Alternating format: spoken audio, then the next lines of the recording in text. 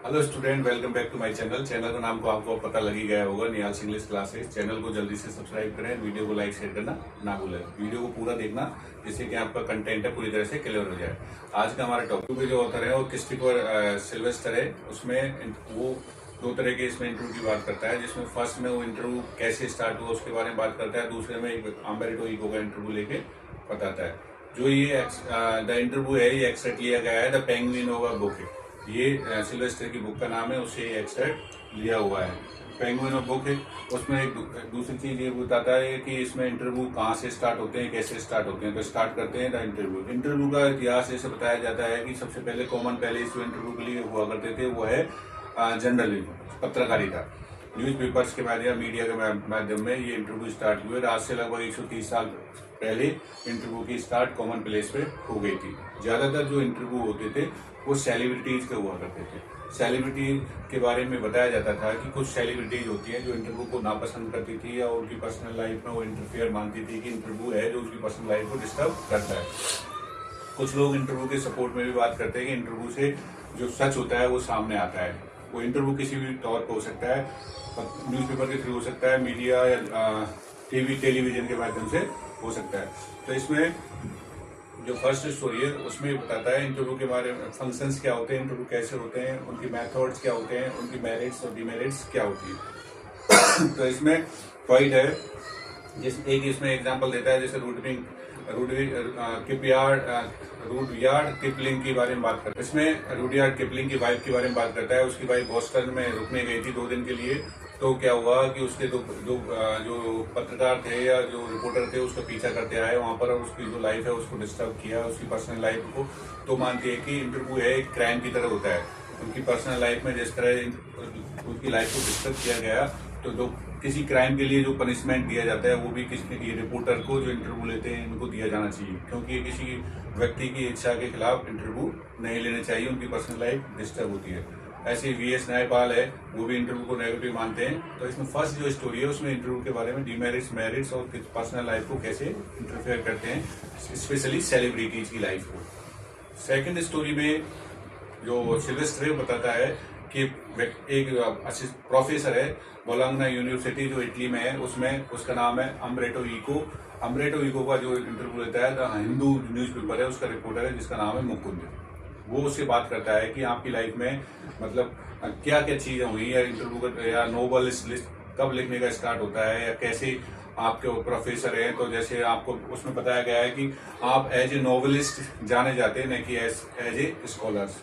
तो उसमें अम्ब्रेटो इको है जो अपने पर्सनल लाइफ के बारे में शेयर करता है। जैसे उसकी कुछ वो बताता है कि मेरी बुक्स हैं बच्चों के लिए, वो हमेशा इस बारे में बात करते हैं कि शांति और नॉन वायलेंस के बारे में। बच्चों की जितनी भी मैंने बच्चों की बुक लिखी है वो शांति और किसके बारे में बात करती है, अहिंसा के बारे में। दूसरा वो बताया है कि जितने भी उसने जैसे मिडाइवल में सौंदर्य शास्त्र के बारे में बात करता है वो, और उसकी दूसरी बात वो करता है इसमें लिटरेरी इंटरप्रिटेशन के बारे में बात करता है, और आइडियोलॉजी के बारे में बात करता है, और फिलॉसफी के बारे में बात करता है। तो उसका लिखने का तरीका अलग अलग है। जैसे वो मानता है कि उसको जो नॉवल लिखने का सबसे बेस्ट टाइम जो लगता है वो है संडे, क्योंकि और टाइम में वो और चीजें काम करता है, और लेकिन संडे को एक ऐसी चीज है जो अपने सिर्फ नॉवल के लिए काम करता है। वो ये मानता है कि संडे होता है वो खाली टाइम होता है, और खाली टाइम के लिए ही ये चीजें लिखने के लिए अच्छी होती हैं। जो आप पीसफुल रहते हो, आप टेंशन से फ्री रहते हो, आपके पास एक साथ अनेक काम नहीं करने होते, उस दौरान आपको नॉवल लिखना चाहिए ताकि वो ज़्यादा अच्छे से आप उस अपने थॉट्स को उसमें डाल सकें। इसको अम्ब्रेटो इको का जो नॉवल है उसका नाम है name of the rose. Name of the rose है, उसने संडे को लिखना स्टार्ट किया। और ये आइडिया उसके जब वो अपने घर पे किसी का वेट कर रहा था, और अचानक उसके दिमाग में एक आइडिया आया, स्ट्रक किया आइडिया कि मुझे नॉवल लिखना चाहिए।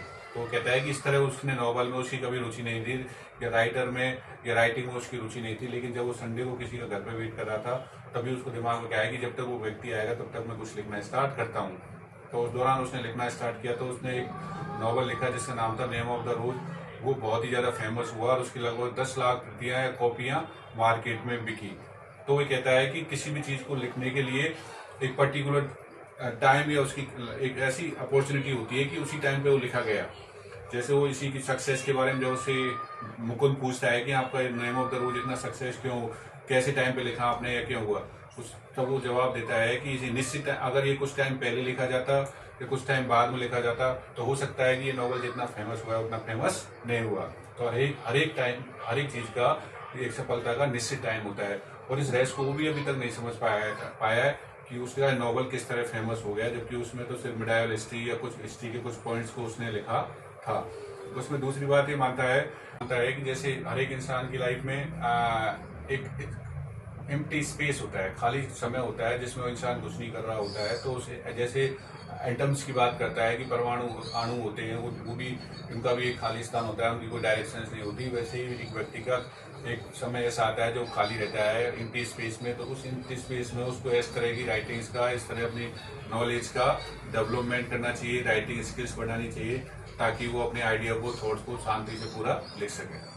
तो इसमें अम्बरेटो इको दो तरह के इंटरव्यू की बात करता है। पहले इंटरव्यू में वो इंटरव्यू जनरलिज्म में इंटरव्यू कब से स्टार्ट हुए, लोग सेलिब्रिटीज का इंटरव्यू के बारे में क्या मानना है, और दूसरे में वो अम्बरेटो इको अम्बरेटो इको का इंटरव्यू मुकुंद द्वारा लिया जाता है। उसके बारे में अम्बरेटो इको है, किस तरह वो प्रोफेसर के तौर पर वोगनाना यूनिवर्सिटी में काम करता था, उसकी राइटिंग में रुचि कैसे हुई, और उसका जो नेम ऑफ द रोज है उसकी सक्सेस का उसका सीक्रेट क्या था, वो अभी भी उस चीज़ के बारे में सोचता है कि वो कैसे सफल हुआ, उसकी सफलता का रहस्य क्या है।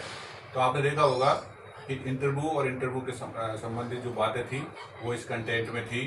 तो उम्मीद है आपको ये आपका पूरा कंटेंट है वो क्लियर हो जाएगा वीडियो देखने के बाद में, और आपकी स्क्रीन पर हमारी एक इंस्टा आईडी दिख रही होगी, उसको पेज को जरूर फॉलो करें और चैनल को सब्सक्राइब करना ना भूलें।